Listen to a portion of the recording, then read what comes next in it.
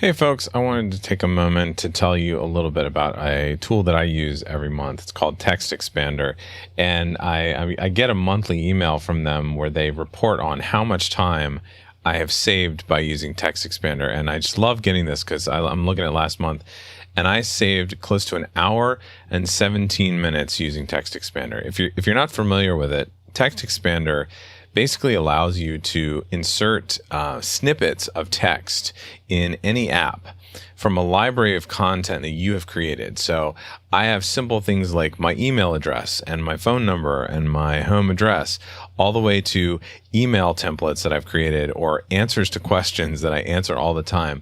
I can easily shoot these snippets into any app, any email, any document that I'm creating, and it saves a ton of time.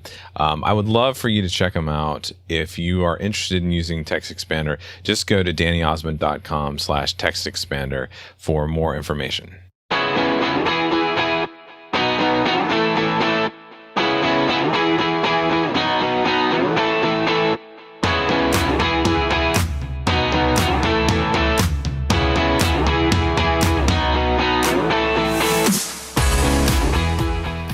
Welcome back to Podcast Strategies. I know it's been a long time since I've released an episode. It has been, a chaotic year for everyone. I know that. Back in early 2020, I was getting ready to start season 3 of this podcast and had already started to record some new interviews with people wanting to hear about how they use podcasts in their business.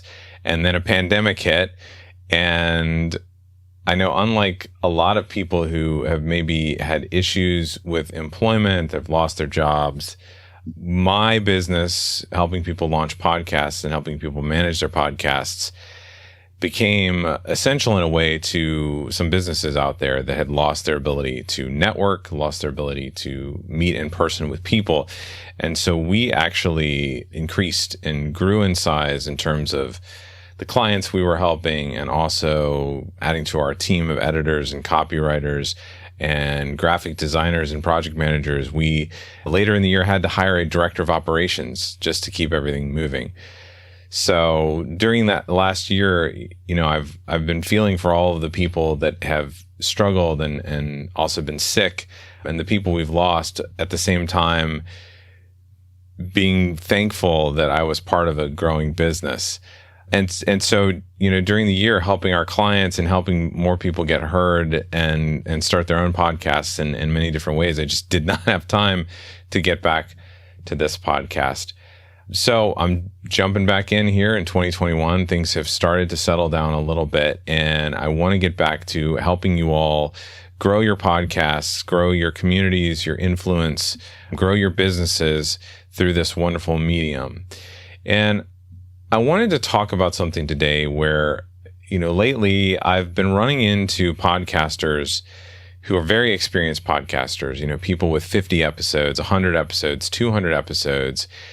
But, over the last 100 episodes, 50 episodes, their growth has been kind of stagnant. And they were, picking my brain and asking me, why I thought that might be.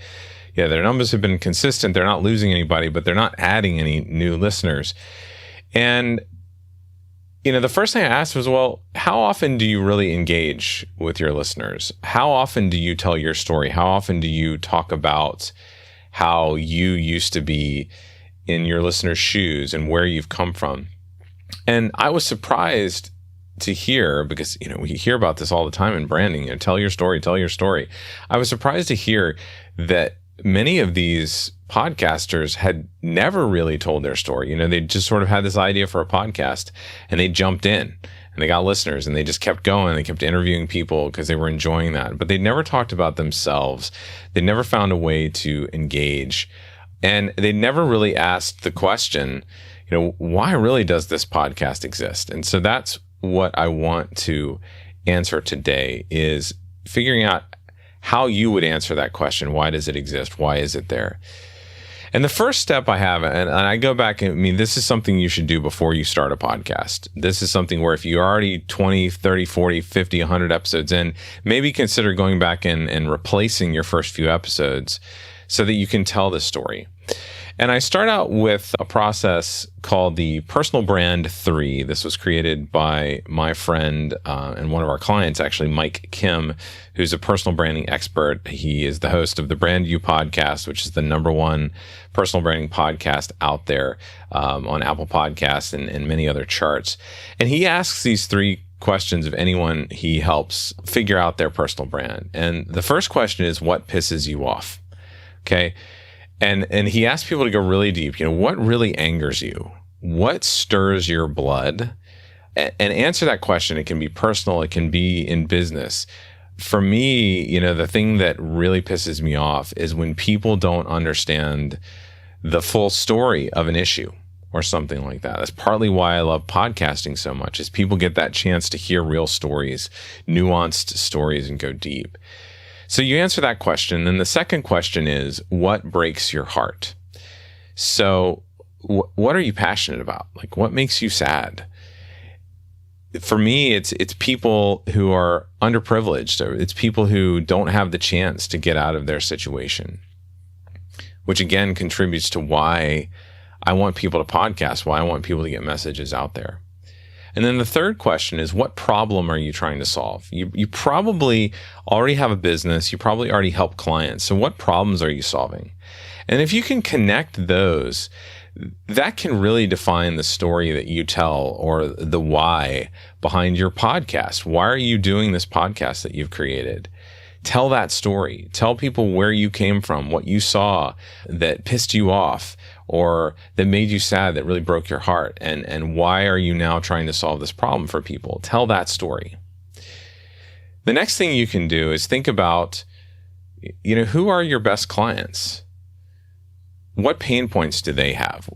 How often have you talked about those? Now, likely you've talked about those a lot, but I tell people to go back to their early episodes, usually episode 3, episode 4, episode 5, and really get into what are the common questions you answer? What are the pain points you see? What are the problems you solve? And talk about those as part of why this podcast exists, what your story is, where you come from.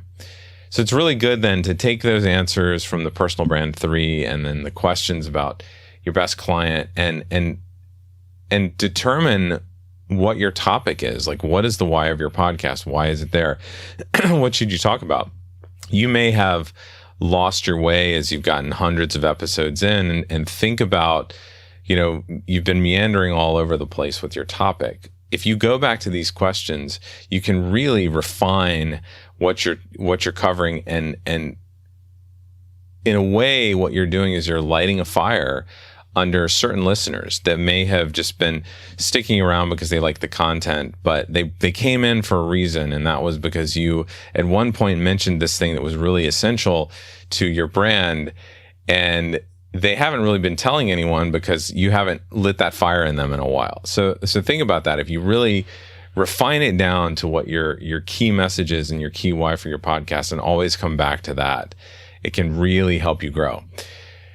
Now, as you're thinking about why your podcast exists, it's always good at the beginning and as you're going on to continue doing market research. Occasionally go in to Apple Podcasts in their app, other apps, and scroll down. There's this section under your podcast that shows like what other podcasts people listen to that also listen to your show.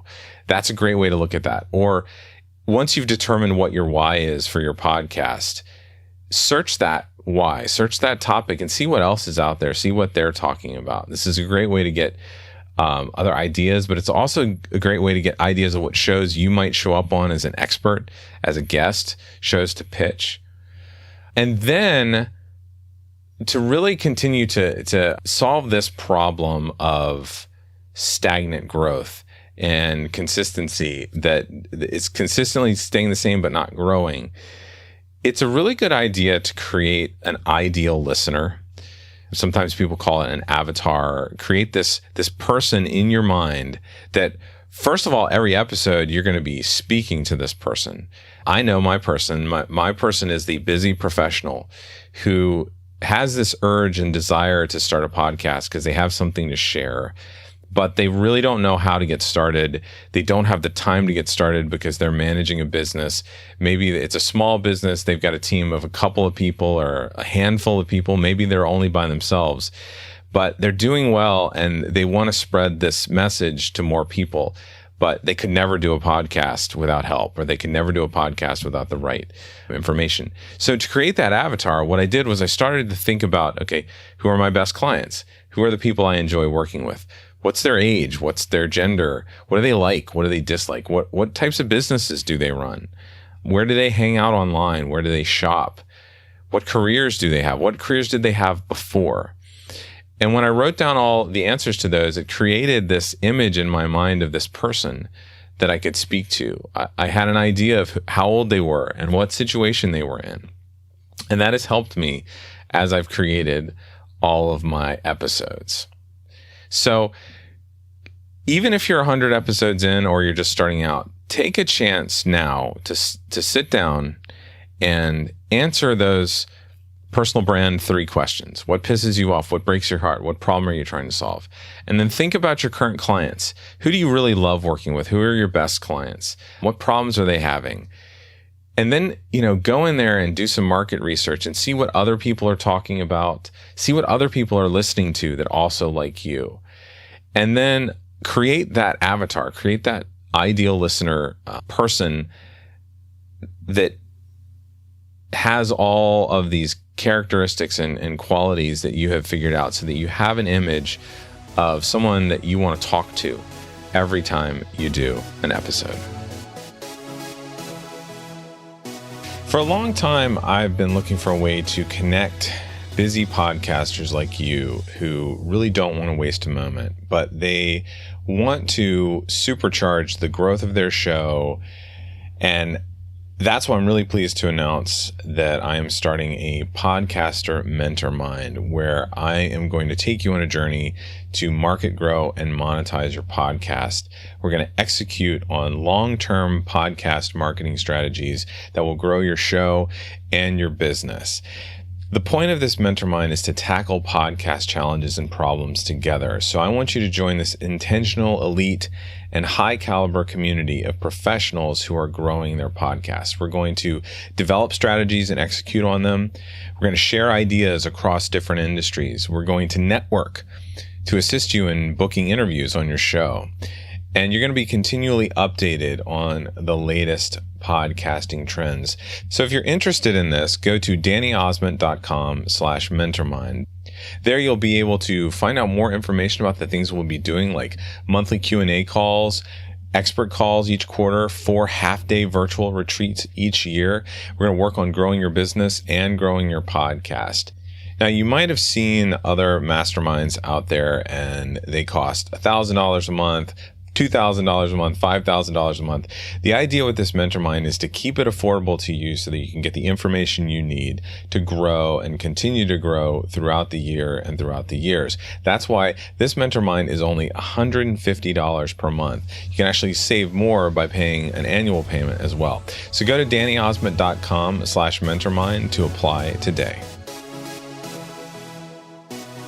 So I'm stealing an idea, or I'm borrowing an idea from a podcast that I love called Pantsuit Politics, where it is 2 moms. They're both former lawyers. They love talking about politics. One is sort of progressive. One is center right.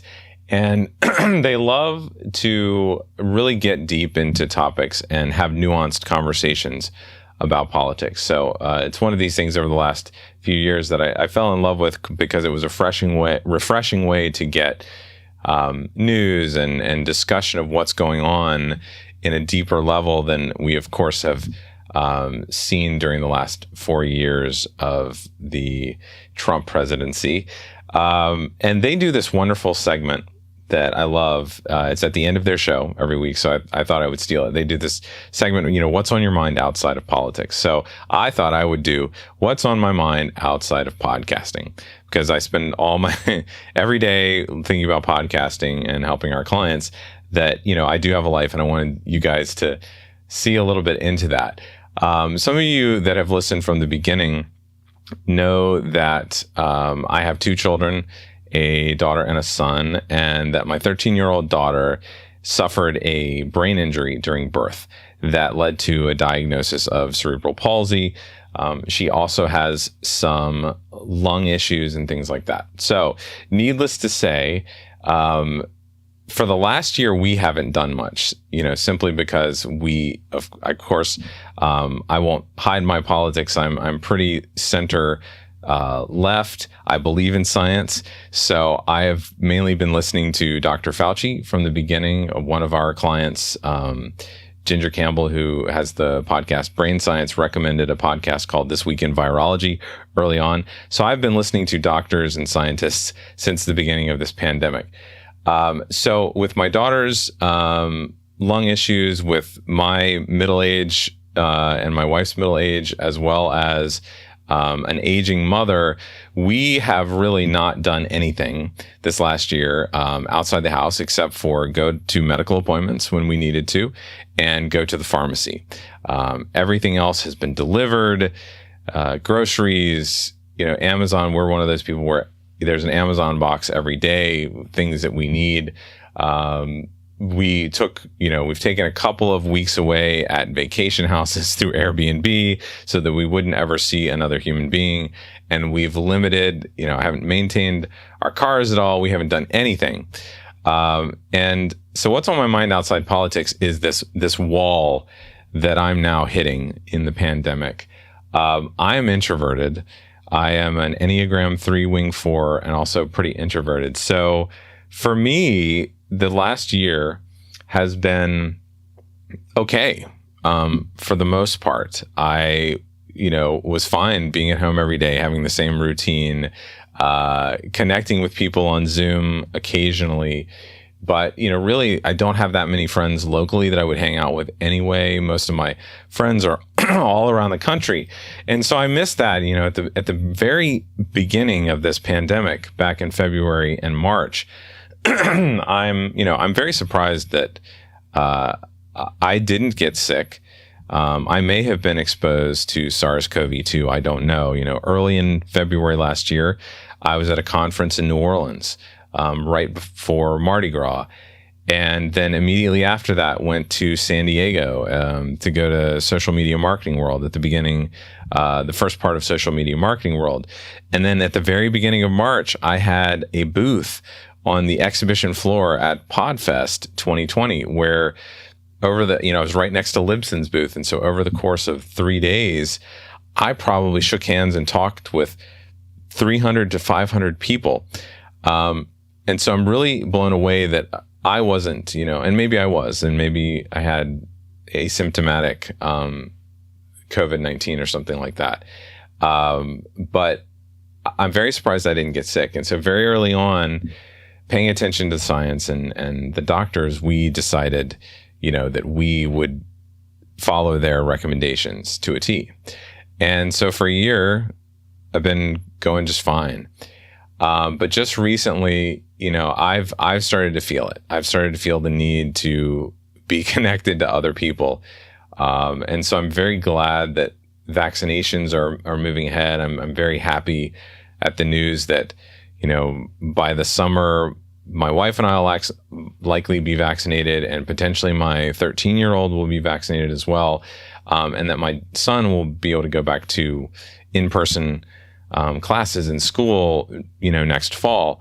But that's what we've started to see recently, is that I have 2 pretty extroverted kids, and I've seen recently in them the emotional effects of this pandemic and being at home and not being able to be with friends and be with other kids.